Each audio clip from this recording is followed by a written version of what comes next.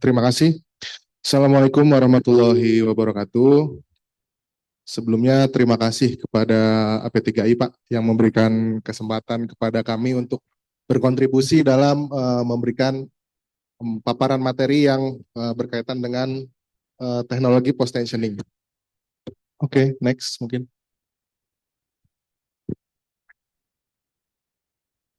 Ya, oke.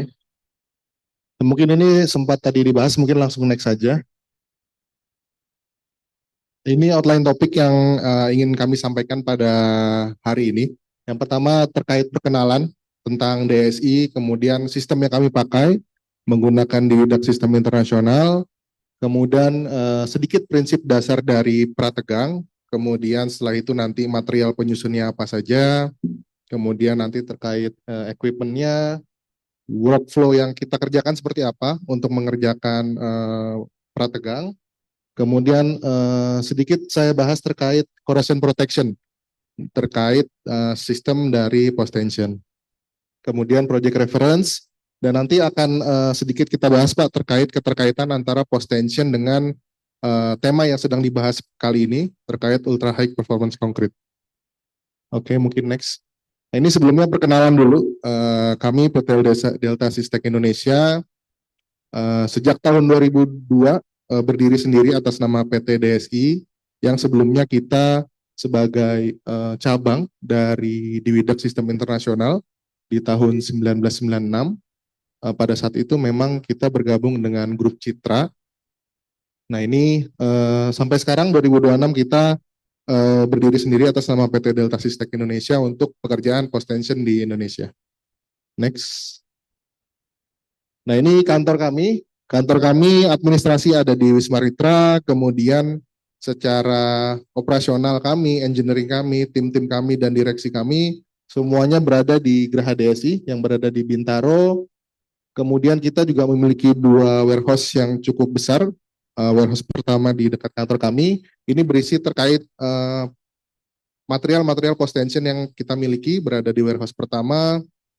Kemudian warehouse kedua ini terkait bridge equipment yang kami miliki, seperti traveler, launching gantry, sama kita juga ada beberapa production dari bearing dan expansion joint. Oke, mungkin next. Nah, ini sertifikasi yang kami miliki. Delta Sistem Indonesia sudah mengikuti sistem internasional terkait ISO. Ini juga cukup banyak dari mutu, kemudian dari lingkungan, dari manajemen anti penyuapan, itu kita juga sudah melengkapinya. Mungkin next. Nah ini kita juga memiliki TKDN, ini kita juga disupport juga oleh teman-teman AP3I untuk membuat TKDN. Salah satunya kita juga sudah memiliki TKDN untuk pekerjaan post tensioning. Post tensioning itu sekitar 52%, kemudian untuk bridge bearing dan expansion joint, kita juga sudah memiliki TKDN, dan kita juga memiliki produk lead rubber bearing yang saat ini sudah kita produksi sendiri, dan kita tes sendiri di Indonesia. Next. Kemudian ini expertise kami, Delta Sistek Indonesia. Sebagian besar memang pekerjaan kami ada di bagian stressing. Pertama di post tensioning system, kemudian cable stay. Cable stay, alhamdulillah kita mengerjakan cable stay cukup banyak kemarin. Jembatan Pulau Balang, jembatan Kendari, jembatan Siak 4. Kemudian kita ada geotechnical system, kita juga mengerjakan soil nailing, kemudian ground anchor, kemudian kita ada bridge equipment, kita ada foam traveler, kemudian ada lifter frame, dan ada launching gantry juga untuk erection. Kemudian ada beberapa bagian lainnya yang special package untuk terutama untuk infrastruktur jembatan. Oke, next mungkin. Nah ini jejaring kami di Diwidak Sistem Internasional. Kami adalah agen license yang berada di Indonesia. Tentunya di negara-negara lain ada DSI-nya sendiri-sendiri. Kami sejak tadi tahun 2002 sudah berdiri sendiri atas nama DSI. Next. Ya, DSI sendiri di dunia sudah 150 tahun lebih. Tentunya perkembangan teknologi post tension itu selalu berkembang dari tahun ke tahun dan alhamdulillah kami selalu update Pak. Secara rutin kita berkomunikasi dengan regional di Widak untuk melihat perkembangan apa yang ada di dunia yang bisa kita implementasikan untuk membangun infrastruktur di Indonesia. Next. Ini salah satunya dari di Widak sudah memiliki yang namanya ETA, European Technical Assessment. Jadi ini semacam SNI-nya mereka bahwa produk yang kami gunakan ini sudah di-assess dengan baik secara quality, secara durability, dan sudah siap digunakan untuk pasar terutama Eropa dan internasional. Ini mungkin next saja. Nah, ini masuk ke konsep beton prategang secara umum. Beton prategang adalah memberikan gaya tekan awal ke beton sehingga beton itu memiliki kapasitas yang besar untuk melawan akibat gaya tarik seperti itu. Mungkin langsung next. Nah ini tadi sama dengan konsep beton prategang. Mungkin di sini konsepnya beton biasa, kemudian terjadi pembebanan, kemudian ada daerah yang tertarik, membutuhkan di situ membutuhkan tendon yang kami cover. Kemudian pada satu ketika di penampang ini akan menjadi tertekan seperti itu. Next. Nah ini tadi sempat dibahas juga jenisnya ada pre-tension dan ada post-tension. Tadi sempat dibahas juga oleh BEP penggunaan dari pre-tension. Pre-tension ini sebenarnya hampir sama dengan post-tension, hanya saja memang prosedurnya berbeda. Kalau pre-tension ini ditarik dahulu untuk strannya, kemudian setelah itu dilakukan pengecoran beton. Setelah beton sesuai umur, mulai mengeras, baru strannya itu bisa dilepas. Nah, berbeda dengan post-tension. Post-tension ini kita melakukan persiapan terlebih dahulu, secara betonnya dipasang ducting, kemudian dipasang angkur sampai sudah umur waktunya siap untuk di-stressing, maka kita lakukan stressing. Oke, next. Nah, ini secara umum post tensioning ada dua tipe material, menggunakan strand dan menggunakan bar. Tentunya ini fungsinya berbeda-beda. Untuk di box girder atau di PCU, PCI, ini kita banyak menggunakan multi strand system. Nah, bar system ini banyak kita gunakan untuk beberapa temporary works, untuk di proses erection atau di perkuatan sementara banyak menggunakan bar. Nah, ini multi strand system kita terdiri dari 5 strand sampai dengan 55 strand. Kemudian bar sistem ini 18 sampai 47. Walaupun yang sering kita pakai itu di ukuran 32 mili dan 36. Next.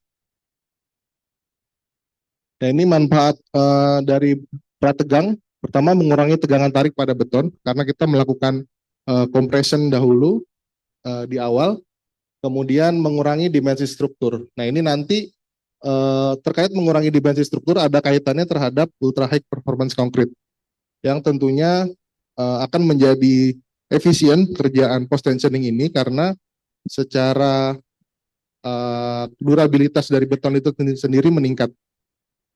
Post tension meningkatkan efisiensi gaya struktur dan UHPC meningkatkan kapasitas material beton itu sendiri. Jadi pekerjaan post tension akan menjadi lebih efisien. Next. Ini manfaat prategang lainnya. Bentang balok menjadi lebih panjang, kemudian efisiensi desain dan material, tentunya kontrol ledutan dan retak, karena kita mengcover proses momennya, kemudian efisiensi metode kerja, efisiensi waktu, dan tentunya ramah lingkungan. Next. Nah, berikut masuk ke material post tension yang kami miliki dan umum digunakan. Umumnya di sini ada angkur, ada trompet, kemudian ada metal duct. Nah, metal duct ini yang kita biasa sebut selongsongnya. Jadi nanti metal duct ini yang menjadikan layout tendon itu beragam, bisa menyesuaikan terhadap desain yang digunakan. Tentunya kita ada wedge plate, ada strand, cukup banyak materialnya. Next. Ini material dari anchorage kami. Jadi secara umum anchorage kami seperti ini. dia ada beberapa bagian. Nah, tentunya nanti di sini ada tambahan confinement yang kita biasa sebut bursting steel. Next mungkin. Nah, ini di technical data dari anchorage kami atau casting kami yang biasa kami gunakan. Kami bisa memiliki strand dari 5 strand hingga 55 strand dengan tipe ukuran strand 0,6. Nah, ini tentunya disesuaikan dengan kebutuhan desain, sesuai dengan kebutuhan strandnya. Kita bisa mengcover cukup banyak strand. Nah, tentunya nanti problemnya adalah di kapasitas penampangnya. Nah, nanti berkaitan juga terhadap ultra high performance concrete yang memiliki durabilitas beton cukup tinggi. Tentunya nanti akan berkaitan terhadap spacing angkur yang dibutuhkan. Ketika kita menggunakan UHPC, otomatis jarak antar angkur bisa diminimalisir. Next. Nah, ini saya bahas sedikit terkait bursting steel. Bursting steel terjadi akibat gaya stressing yang cukup besar yang terjadi pada suatu area beton. Nah, ini tentunya akan berpotensi terjadi retak di area angkur. Maka dari itu kami dari Diwidak pun sudah menyiapkan pedoman untuk menggunakan bursting steel. Nah, tentunya di ETA tadi yang kami sampaikan sudah tertulis guidance yang kita gunakan untuk berapa dimensi dari bursting steel-nya, kemudian jaraknya berapa, itu sudah tertulis, dan ini biasanya kita jadikan standar untuk pekerjaan post tension yang kita kerjakan. Nah, tentunya bursting steel yang kita gunakan di sini berbentuk helix. Nah, ini sangat bermanfaat untuk mengurangi gaya bursting tadi. Next. Nah, kita juga ada selain berbentuk lingkaran yang tadi multiplane anchorage, kita juga ada flat anchorage. Nah, ini perbedaannya menggunakan strand yang cukup kecil. Jadi kita dari 2 strand hingga 5 strand. Nah, ini terutama kenapa ada flat anchorage, karena untuk beberapa lokasi kita berhadapan dengan kapasitas ukuran penampang yang cukup kecil, seperti di transversal tendon untuk box girder. Karena penampangnya cukup kecil, maka kita memiliki dimensi angkur tidak bisa menggunakan yang berbentuk lingkaran. Jadi kita menggunakan sistem flat seperti ini. Kemudian kita juga ada sistem angkur yang menggunakan bonehead, jadi tidak menggunakan casting, hanya menggunakan strand yang disebar seperti itu. Oke, next. Nah, ini strand yang salah satu komponen dari post tension yang kita gunakan adalah strand. Umumnya strand yang kita gunakan di struktur ini grade 15,3, grade 270 dengan kapasitas ultimate 260. Tentunya tidak hanya 0,6, strand 0,5 juga masih cukup banyak digunakan. Mungkin next. Kemudian ducting salah satu material dari post tensioning juga. Nah, ini selongsong duct ini kita menggunakan metal yang cukup umum di Indonesia. Nah, diameternya cukup beragam. Ini kita sesuaikan terhadap jumlah strand yang ingin kita pakai, seperti itu. Dan kita sudah memproduksi duct itu sendiri. Next. Ini contoh gambar dan proses produksi dari ducting kami. Next. Kalau tadi metal duct, ini kami tampilkan PE duct. Jadi ada ducting yang berbahan dasar plastik. Nah, ini mungkin di Indonesia belum terlalu banyak yang menggunakan, tapi nanti keterkaitannya terhadap corrosion protection untuk pekerjaan post tensioning. Jadi sama, dimensinya cukup beragam sesuai dengan strand yang digunakan. Kemudian ada flat duct juga untuk yang berbahan plastik. Next. Nah, ini perbedaan antara metal duct dengan PE duct. Tentunya metal duct itu materialnya menggunakan plat baja yang tipis, yang kita produksi, kita press secara bergelombang sehingga menyatu menjadi selongsong. Kemudian PE duct itu berbahan dasar polyethylene. Nah, ini yang sudah biasanya pabrikan sudah jadi per berapa meter. Kemudian nanti kaitannya terhadap corrosion protection, karena metal duct itu tidak watertight dan tidak airtight, maka akan berpotensi mengalami korosi. Berbeda dengan PEDAK yang corrosion protection-nya lebih tinggi karena sangat rapat tentunya. Nah, di sambungan nanti menjadi tantangan utama bagi kami untuk menyambung dak itu dengan baik. Ini watertight, lebih sulit dijamin terutama pada sambungan dengan PEDAK, kemudian airtight-nya juga sama. Nah, nanti ada kaitannya juga terhadap monitoring elektrik yang kita sebut AIT pada Anchorage DSI. Biaya umumnya lebih murah karena cukup banyak digunakan di Indonesia. Saat ini masih full menggunakan metal duct dan PE duct umumnya lebih mahal. Seperti itu. Next. Nah, ini beberapa aksesoris lainnya untuk post tensioning. Jadi selain angkur, kemudian tadi ada ducting, kita juga ada wedges atau baji, kemudian wedge plate, kemudian ada trompet dan lain-lain. Nah, trompet ini kita gunakan mungkin di beberapa sistem ada yang tidak menggunakan trompet.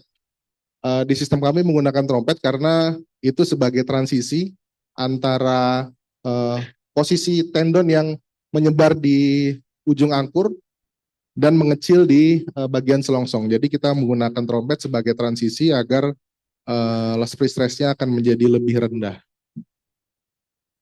Next.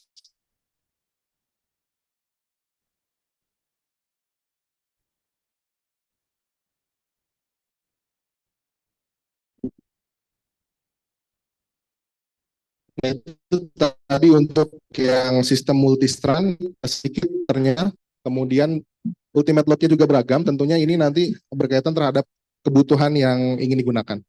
Mungkin langsung aja next. Nah, ini masuk ke post tensioning equipment. Nah, kita memiliki hydraulic jack yang cukup banyak, tentunya untuk mengakomodir kebutuhan dari pekerjaan kami. Ada 24 ton, 60 ton, hingga 1000 ton. Jadi jack yang cukup besar pun kita memiliki sesuai dengan kebutuhan. Next. Nah, ini hal yang cukup penting bagi pekerjaan post tension adalah kalibrasi alat di BMPT di Bandung untuk meng-cross check setiap pekerjaan kami, karena kalibrasi ini menjadi penting ketika kita melaksanakan pekerjaan stressing. Bar yang tertera pada gauge pada saat stressing itu apakah sesuai dengan gaya aktualnya atau tidak. Nah, ini mungkin menjadi nyawanya untuk pekerjaan stressing di kalibrasi alat. Next.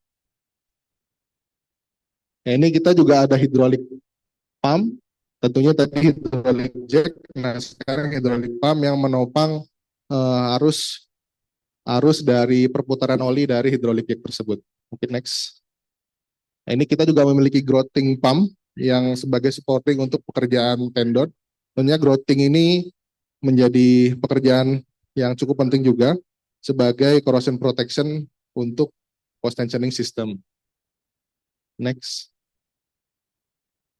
Workflow-nya tentunya ini workflow singkat, tapi secara umum sama. Kita lakukan proses instalasi ducting sesuai dengan layout tendon design, kemudian kita install anchorage-nya, tentunya dengan confinement bursting steel yang seperti ini, bursting steel yang kita pasang. Kemudian proses selanjutnya adalah instalasi strand. Ya, setelah instalasi strand sebenarnya ada proses pengecoran sampai dengan umur beton. Nah, umur beton kami itu rata-rata biasanya di 28 MPa sudah bisa kita stressing. Setelah itu nanti mulai proses growthing. Next, mungkin. Nah, ini urutannya. Pertama kita hampir sama dengan yang tadi, kita instalasi material stressing dari dak, trompet, kemudian sampai dengan casting, kemudian kita melakukan pengecekan. Ketika itu ini dilakukan sambil kita melakukan perhitungan elongasi, jacking force, dan kelengkapan dokumen administrasi lainnya. Kemudian konkret tes ini dilaksanakan, jadi kita harus memastikan bahwa mutu beton itu cukup kuat ketika kita melaksanakan stressing. Kemudian kita lanjutkan dengan stressing, dan nanti stressing setelah kita lakukan, kita cek gaya dari stressing itu sendiri, dari pressure-nya, kemudian kita cek elongasinya, seperti itu. Nanti biasanya yang muncul adalah pengecekan elongasi. Nah, pengecekan elongasi itu nanti akan kita cek apakah masih dalam toleransi atau tidak. Toleransi kita itu sekitar plus minus 7% dari perhitungan. Kemudian ketika sudah oke, maka seran itu bisa dipotong dan tendon itu sudah siap untuk di growting. Next. Next. Nah, ini corrosion protection pada tendon. Kalau tadi dibahas bagaimana caranya terkait betonnya, meningkatkan mutu beton, menggunakan ultra high performance concrete, di sini saya coba masukkan bagaimana menjaga tendon itu aman dari corrosion protection. Nah, ini tentunya kita mengacu kepada FIB dan PTI dan beberapa code dari negara-negara lain yang tentunya secara konsep sama, menggunakan level-level yang sama, kita biasa sebut PL1, PL2, dan PL3. Seperti itu. Mungkin langsung next.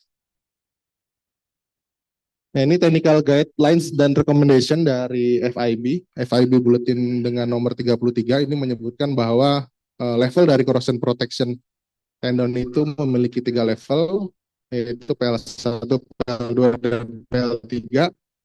Ini tentunya secara contoh nanti kita sampaikan di slide berikutnya. Next. Nah, ini corrosion protection PL1. Nah, PL1 ini adalah level corrosion protection yang paling rendah dan yang paling banyak digunakan di dunia, terutama di kita juga di Indonesia, yaitu standar anchorage dengan menggunakan metal duct, kemudian dengan menggunakan sistem grouting.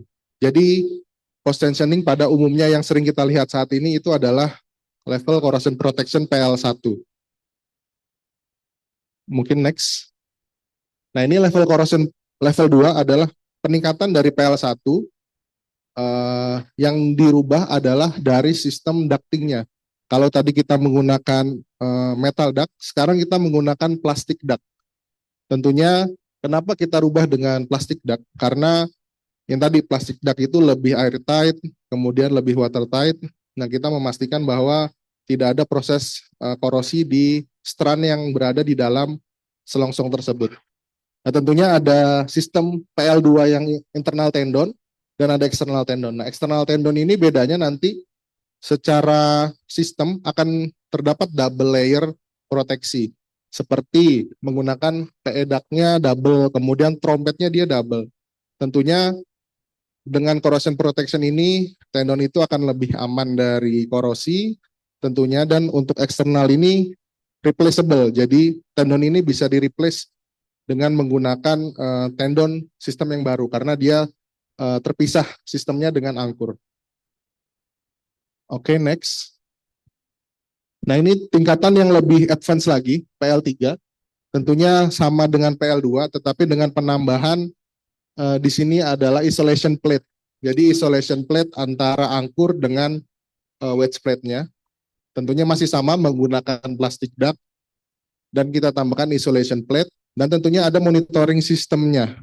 Seperti itu. Jadi kita mengisolasi strand itu agar tidak terkonek dengan struktur besi lainnya, sehingga strand itu nanti bisa kita monitor secara ininya, elektrifikasinya bisa kita ukur resistennya terhadap listrik yang kita alirkan. Jadi pure hanya di strand. Nah, itu adalah level corrosion protection lebih advance untuk pekerjaan post tensioning. Nah, tentunya dari PL1, PL2, PL3 ini konsekuensinya nanti ada di teknologi dan biaya. Nah, tentunya mau di level berapa kita menggunakan level korosi protection ini. Next. Nah, ini contohnya yang tadi kami sampaikan, ada EIT Anchorage, Electrically Isolated Tendon. Jadi tendon ini benar-benar terisolasi sehingga nanti tendon ini bisa kita ukur tingkat korosinya seperti apa. Tendon diisolasi secara elektrik, semua jalur konduksi listrik diputus sehingga bisa dilakukan pengukuran resistensi arus.